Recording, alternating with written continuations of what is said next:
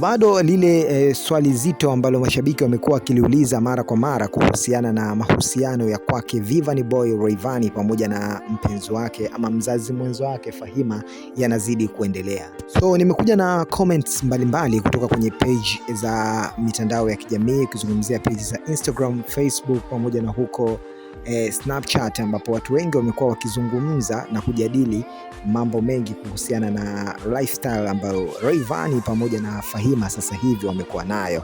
Of course mwanzoni tumekuwa tukiona Rayvanny pamoja na Fahima miaka kadhaa iliyopita, way back, wakiwa wana bond, wana pop up pamoja na kuendelea kushow off maisha yao kupitia kwenye kurasa zao, lakini nowadays tumeona mambo hayo hayapo tena. Yani tunachokiona ni tofauti na kile ambacho wengi tulikuwa tukizoea kuyaona kupitia page zao za Instagram. So way back na sasa hivi mambo yamekuwa yana tofauti.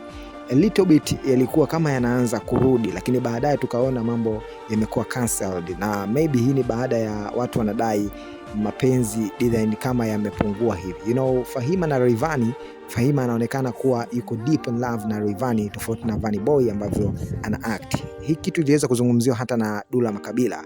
Of course kwenye mojawapo ya interview Dula aliweza kufunguka na kumshauri, lakini pia kumuomba na kumsihi ndugu yake Rayvanny kidogo ampe time shemeji Fahima, aache mambo mengi, kwa sababu hata yeye Dula ana wish one day apate mke ama mwanamke kama Fahima ambaye ana moyo wa kuhendo, kuvumilia and everything like that. Sasa haya ni miongoni mwa maoni machache ambayo wadau wameweza kuyatoa huko Instagram.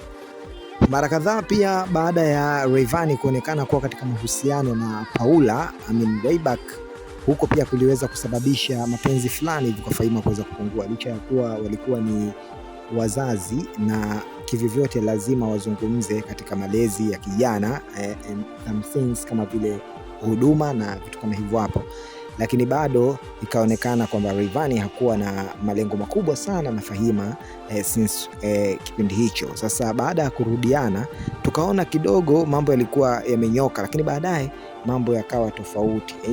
Sababu haikujulikana kwa ukubwa zaidi ilikuwa ni nini, lakini ndio hivyo mambo yalivyo. So wewe kama shabiki unahisi ni nini kipo kati ama chini ya kapeti kati ya mapenzi haya ya Rayvanny pamoja na Fahima? Tuambie kwenye upande wa comment hapo chini, lakini pia ili usipitwe na habari pamoja na matukio yetu, hakikisha umegusa maandishi mekundu hapo chini yaliyoandikwa subscribe, lakini pia usisahau kubofya alama 2 za kengele. Kwa kufanya hivyo moja kwa moja utakuwa umejiunga nasi na hutoachwa na kupitwa na taarifa yoyote ile inayozidi kutrend kila siku. Mimi nakwambia tu hapa ni sehemu ambapo utapata entertainment news kwa habari na uhakika.